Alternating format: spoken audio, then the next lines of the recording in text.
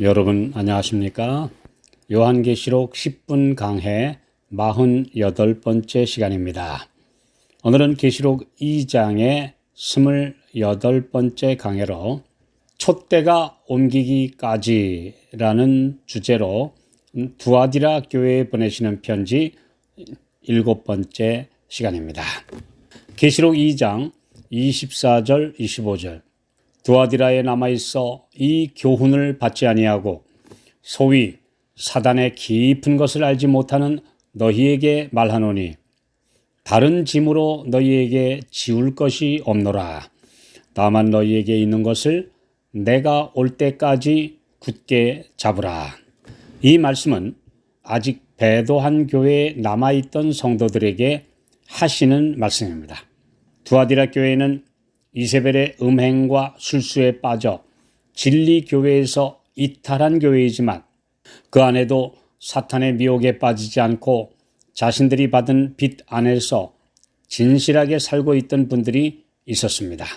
16세기 종교개혁 이전까지 영국 켈트족의 콜룸바와 콜룸바누스를 비롯해 신실하고 의로운 선교사들은 오랜 세월 동안 계속된 영적인 흑암 중에서 진리의 빛을 온 유럽 대륙에 전했습니다. 그들은 그 시대에 하나밖에 없던 교회라는 개념에서 벗어나지 않았습니다. 사실 신실한 많은 성도들이 배도한 교황권 하에서도 교단이나 교파를 새로 만든다라는 생각은 전혀 하지 않았습니다. 그들은 교회의 억압과 핍박을 견디며 진리를 사수했습니다.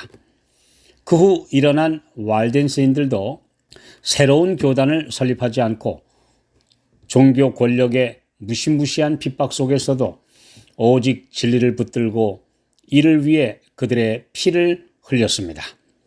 그들은 배도한 교회 안에서 무형의 순결한 교회로 살아남았던 것입니다. 위클리프와 후스와 제롬 같은 개혁의 선구자들도 이 같은 길을 그대로 따랐습니다. 그들은 그 어두운 시대 음침한 교회의 타락상을 지적하고 오직 성경의 원칙대로 살도록 지적하며 개혁을 부르짖다가 그들의 삶을 바쳤습니다. 프로테스탄트, 즉 오늘날의 개신교회들이 탄생하기 전까지 그들은 가톨릭 교회 안에서 진리의 깃발을 높이 든 것입니다.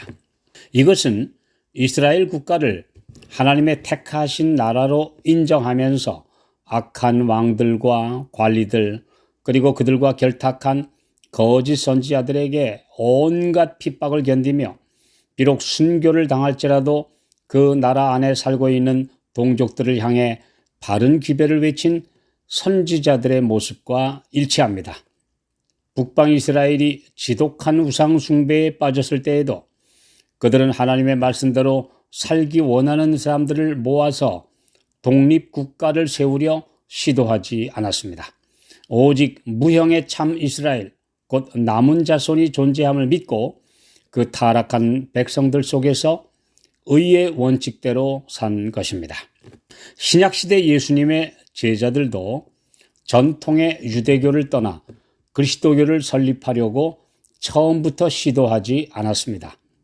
사도들은 예수님의 부활과 승천 이후에도 매일 성전에 모이고 찬양하며 신앙을 지켰습니다. 그리고 가는 곳마다 유대인의 회당에서 함께 예배드리며 진리를 선포했습니다. 사도행전 5장 41절 42절 사도들은 그 이름을 위하여 능욕받는 일에 합당한 자로 여기심을 기뻐하면서 공회 앞을 떠나니라. 저희가 날마다 성전에 있든지 집에 있든지 예수는 그리스도라 가르치기와 전도하기를 쉬지 아니하니라. 그러나 유대 지도자들이 끝까지 완강하게 예수 그리스도를 배척하고 오순절 후에 일어난 예수님을 믿는 큰 무리들을 핍박하여 성전과 회당에 발붙이지 못하도록 쫓아내므로 어쩔 수 없이 자연스럽게 그리스도교로 분리된 것입니다. 그 이후 유대교와 그리스도교는 분명한 차이를 보이며 다른 길을 갔습니다. 유대교는 결국 예수를 배척하고 자신들만 구원받는다는 선민 사상을 고집함으로 폐쇄된 종교가 되고 말았으며 AD 70년 국가적으로 멸망하고 말았습니다. 그러나 그리스도교회는 유대교와 전혀 다르게 이방인들을 한 믿음의 가족으로 포용하며 온 세상에 복음을 전하게 되었습니다. 종교개혁이 일어난 1517년부터 사대교회 시대, 곧 교회라는 등대가 카톨릭에서 개신교회로 옮겨지기 이전까지 배도한 버가모 교회와 두아디라 교회 시대에 살던 경건한 그리스도인들은 그들이 받은 빛 안에서 살도록 권면하셨고 그들은 그 타락한 교회 안에서 빛을 전하며 살았습니다. 다른 짐으로 너희에게 지울 것이 없노라. 사도행전 15장에는 예루살렘 총회에서 결의한 대로 이방인 그리스도인들에게 간단한 규칙을 주었습니다. 그들에게 십자가에서 시효가 끝나버린 유대인들의 모든 의식과 제사 제도 그리고 할례 등 필요 없고 무거운 멍에만 되는 의문의 율법을 따르지 않도록 하면서 그들이 일상에서 부딪히는 꼭 필요한 몇 가지 지켜야 할 원칙을 제시한 것입니다. 사도행전 15장 28절 29절 성령과 우리는 이 요긴한 것들 외에 아무 짐도 너희에게 지우지 아니하는 것이 가한 줄 알았노니 우상의 제물과 피와 목매어 죽인 것과 음행을 멀리 할지니라. 이에 스스로 삼가면 잘 되리라. 평안함을 원하노라. 이것이 예루살렘 총회의 의결이었습니다. 그러나 사도들이 이것은 지켜야 되느냐 아니냐를 전혀 거론하지 않았으며 그대로 순종했음이 분명한 것은 십계명입니다. 폐지된 의문의 법들과 달리 십계명은 논란이 된 율법 폐지론에 결코 해당하지 않는다는 것입니다.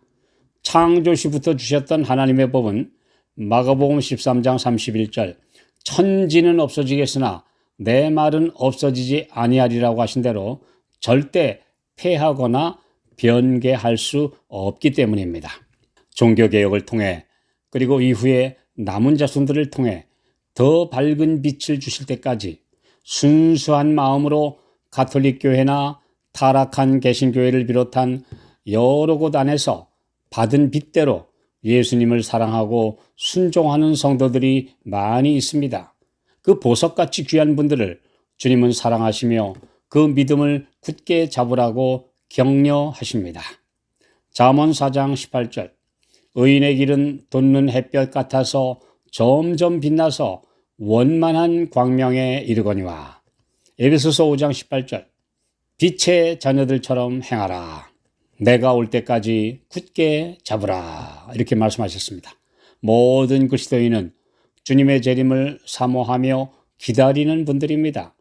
이 신앙은 발끈하다가 잠시 믿다가 무너지는 그런 모습이 아니라 주님 다시 오실 때까지 나는 이 길을 가리라는 노래처럼 지속되어야 합니다. 경건한 선조들은 이 원칙대로 일생을 살다가 주 안에서 잠들었습니다. 그러나 재림의 나팔에 그들은 깨어나 구주의 영광을 볼 것입니다. 오늘 주시는 말씀의 빛대로 순종하는 분들에게 주님은 더 밝은 빛을 주실 것입니다. 그러므로 가톨릭 교회 안에서 신실한 사람들을 모아서 개신교회로 주님께서 인도하셨고 또 이제 개신교회가 점점 더 타락해서 다시 바벨론과 연합할 때 주님은 그들을 불러내셔서 순수한 남은 자손들의 무리로 재림을 영접하도록 하실 것입니다.